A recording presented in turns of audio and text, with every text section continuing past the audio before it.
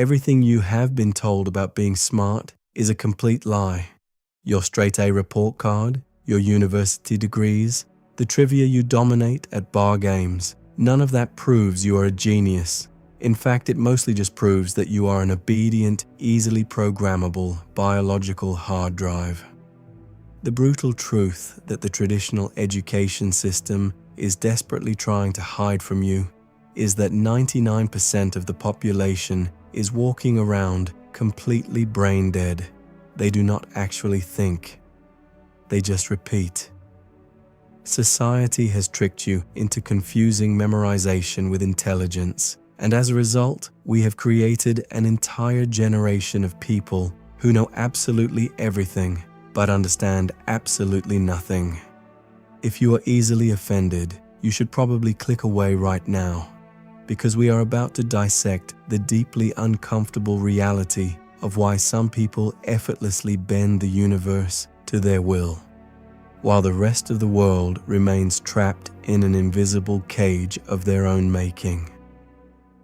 In the 1950s, an educational psychologist named Benjamin Bloom uncovered a blueprint so dangerous to the status quo that it completely exposes why most people fail in life. He mapped out the human mind into 6 distinct levels of thinking. It is a ladder, and right now, the vast majority of humanity is huddled together, fighting over scraps on the very bottom rung. But if you can understand this ladder, and more importantly, if you can learn how to climb it, you will become virtually unstoppable in any field you choose. Let us start at the absolute bottom. Level 1. This is called knowledge, or remembering. This is the floor of human cognition. At this stage, your brain is nothing more than a filing cabinet. You learn a fact, you store it, and you spit it back out when asked. What is the capital of France? Paris. What year did the Second World War end? 1945. You can recite formulas, you can remember passwords, and you can scroll through social media, accumulating thousands of tiny, disconnected facts. But here is the terrifying part. You can operate at this level and still be entirely clueless. Our schools reward this level heavily. They train you like a circus animal to memorize a textbook, regurgitate it onto an exam paper, and then immediately forget it. You get an A+, and you mistakenly believe you are intelligent. But a USB stick can hold information. That does not make it smart. If you are stuck at level 1, you are incredibly easy to replace, easily manipulated by headlines, and completely at the mercy of people who actually know how to think. To escape the bottom, you have to reach level 2, comprehension. This is the moment the lights finally turn on in the dark room of your mind. You are no longer just a storage device, you are now a processor. You do not just know a fact, you know what the fact actually means. There is an old saying attributed to Albert Einstein. If you cannot explain it simply, you do not understand it well enough. That is comprehension in a nutshell. If you can take a complex idea, strip away the jargon, and explain it to a 5-year-old using your own words, you have reached level 2. You see this gap every day. Think of the person who uses massive, complicated words to sound smart, but when you ask them what they actually mean, they freeze. They have knowledge, but they lack comprehension. Comprehension is the bridge between raw, lifeless data and actual human insight. But understanding something is still entirely useless if it never leaves your head, which brings us to the great divider of humanity. Level 3. Application. This is the graveyard of human potential. This is where the self-help junkies, the chronic procrastinators, and the eternal students go to die. Application is taking what you know, taking what you understand, and forcing it into the real world. You probably know someone who has read 50 books on fitness, understands the exact biomechanics of muscle growth, and knows every macronutrient ratio by heart, yet they are completely out of shape.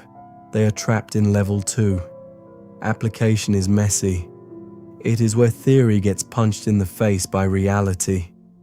It is writing the code, starting the business, asking the person out, or investing the money. At level 3, you are no longer an observer in the stands. You are finally a player on the field. Most people fail here because application requires courage. It requires the willingness to be wrong. But without application, your knowledge is just intellectual entertainment. Once you are playing the game, you will inevitably hit walls. To smash through them, you need level 4. Analysis. Analysis is the hacker mindset. It is the ability to take a massive, complicated problem and ruthlessly slice it into tiny, manageable pieces.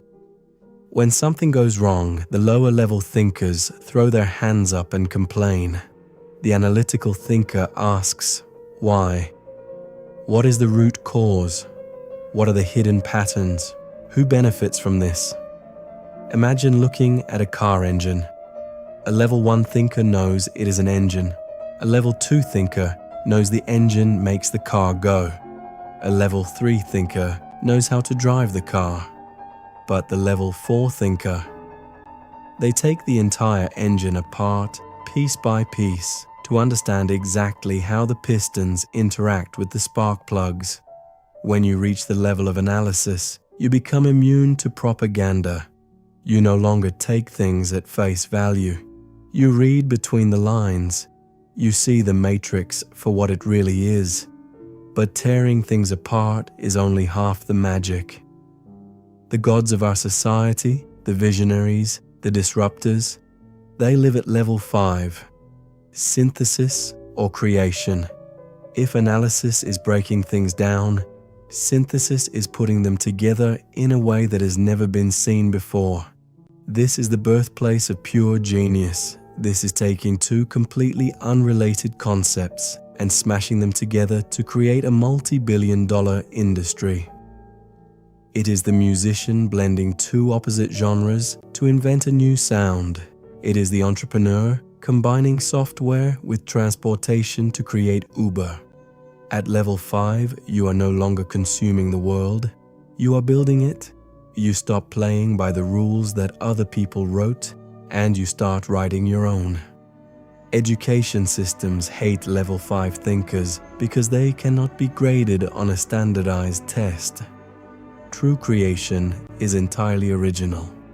When you reach synthesis, you realize that everything around you, every system, every product, every rule, was made up by people who were no smarter than you, and that means you can change it. Yet there is still one level left. The absolute peak of the human mind. Level 6, evaluation. This is the throne of wisdom. At this final stage, you do not just create, you judge.